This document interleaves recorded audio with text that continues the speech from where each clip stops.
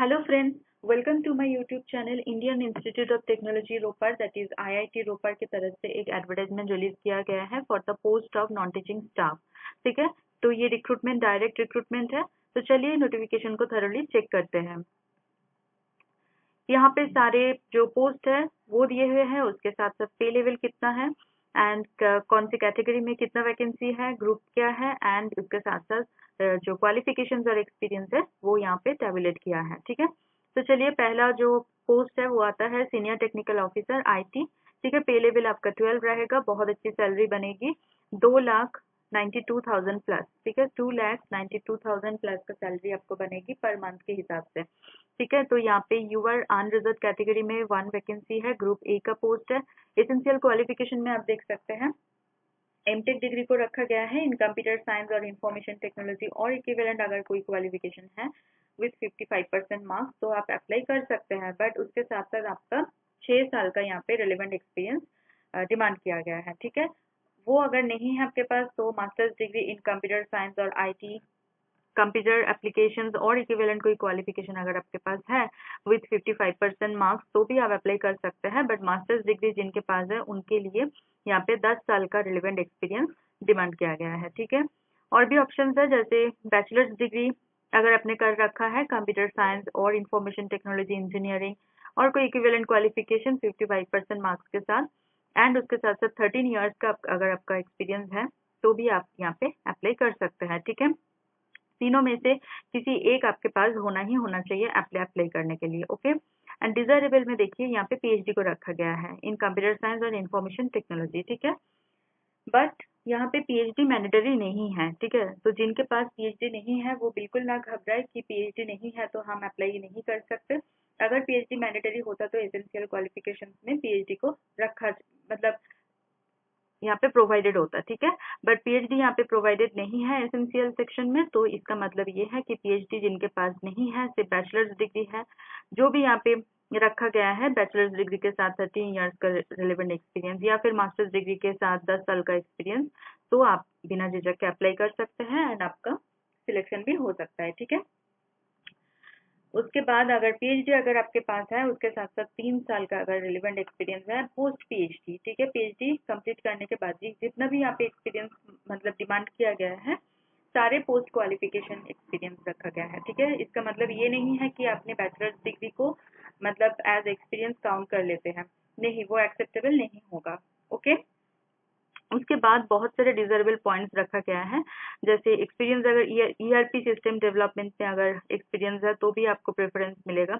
बहुत सारे यहाँ पे पॉइंट्स रखा है तो ये आप चेक कर लेना। ठीक है, एज लिमिट रखा गया है यहाँ पे बिलो 50 ईयर्स।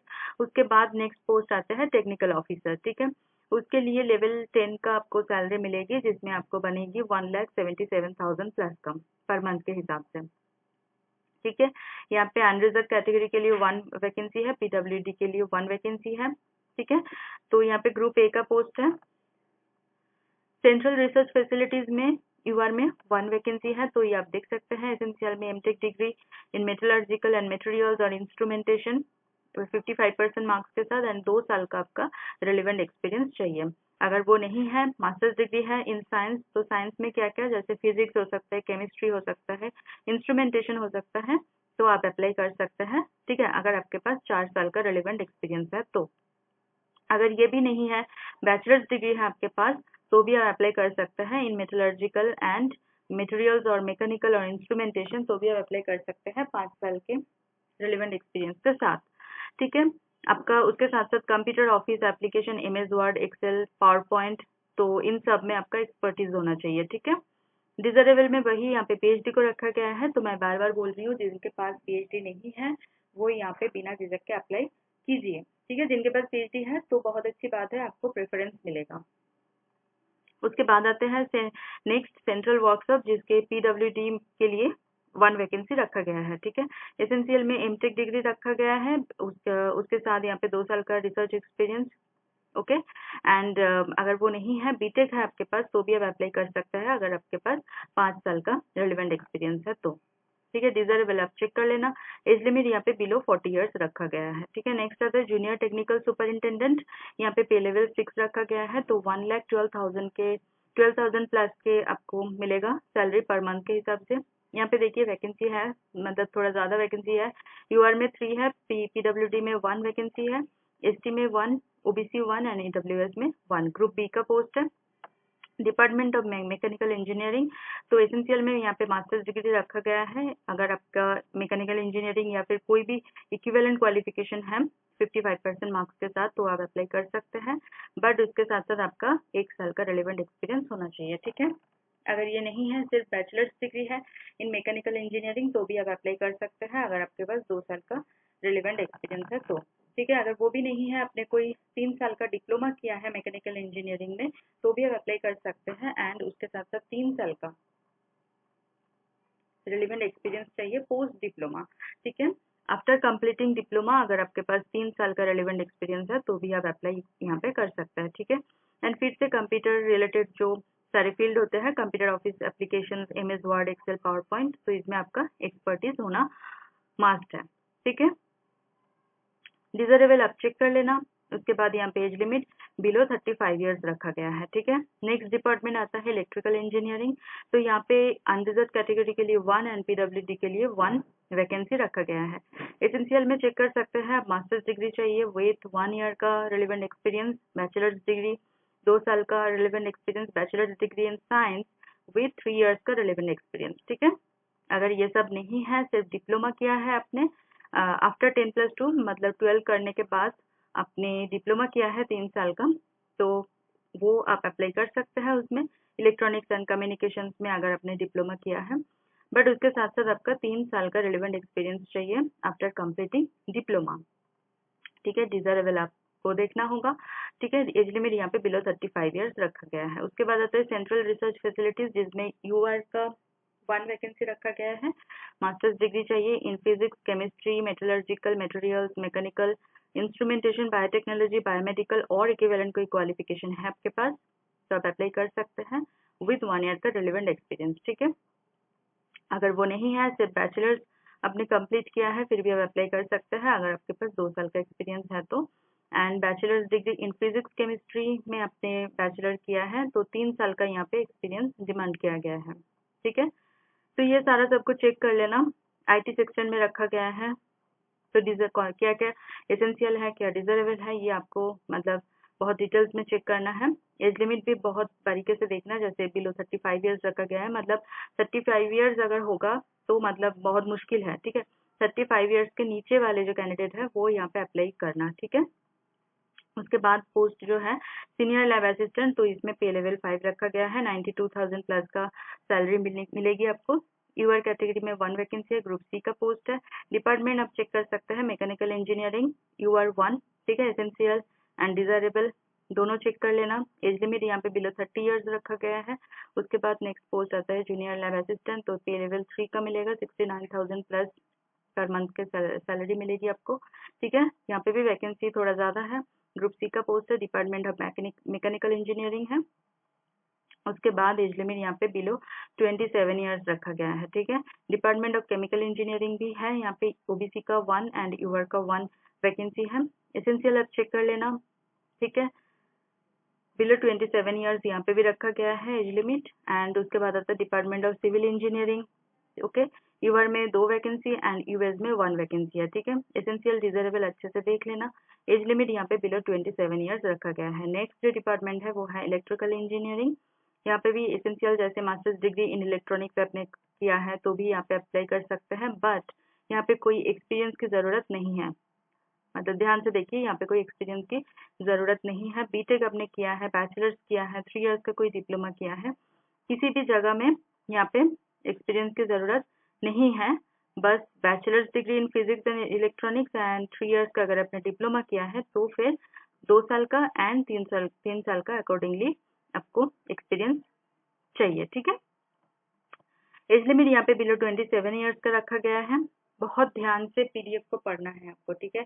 अप्लाई करने के टाइम पे बहुत कंफ्यूजन, बहुत डाउट्स होते हैं, कभी कभी एप्लीकेशन जो आप करते हैं वो रिजेक्ट भी हो जाते हैं, इसी वजह से होता है क्योंकि आप जो एलिजिबिलिटी है वो मैच नहीं करते हैं बहुत अच्छे से। एसेंशियल क्वालिफिकेशन क्या डिजरेबल है, क्या स्किल्स चाहिए, क्या आपका एक्सपीरियंस क्या रखा गया है, एज लिमिट कितना है, सारा सब कुछ अच्छे से चेक करना एंड उसके साथ साथ जो जनरल इंस्ट्रक्शन दिए हुए होते हैं वो सारे आपको एक बार मतलब एटलीस्ट वन टाइम आपको पीडीएफ को थरोली चेक करना होगा, ठीक है। उसके बाद जाके आप अप्लाई कीजिए, कोई भी प्रॉब्लम नहीं आएगा एंड आपका जो एप्लीकेशन है बहुत स्मूथली होगा। तो एक बार मेरी रिक्वेस्ट है आप सभी को कि एक बार मतलब कोई भी एडवर्टाइजमेंट हो, कोई भी पीडीएफ हो, अच्छे से रीड करें, ठीक है। जिस पोस्ट के लिए आपको अप्लाई करना है उसी पोस्ट के लिए जो जो चीज़ डिमांड किया जाता है उसको अच्छे से ध्यान से देख के फिर आप अप्लाई कीजिए, ठीक है। देखिए उसके बाद डिपार्टमेंट ऑफ फिजिक्स आता है, डिपार्टमेंट ऑफ बायोमेडिकल इंजीनियरिंग, ठीक है, आईटी सेक्शन। तो बहुत सारे डिपार्टमेंट्स हैं, बहुत लंबा है पीडीएफ 13 पेजेस का। सेंट्रल वर्कशॉप है, computer science and engineering, computer science and engineering, tinkering lab, ठीक है। तो यहाँ पे नेक्स्ट आता है जनरल इंस्ट्रक्शन। तो यहाँ पे देखिए ऑनलाइन एप्लीकेशन जो होगा वो ऑनलाइन मोड होगा एंड यहाँ पे डेट दिए हुए हैं 27 अप्रैल से स्टार्ट हो गया है एंड 26 मई तक रात 12 बजे से पहले आपको एप्लीकेशन कंप्लीट करना है, ओके।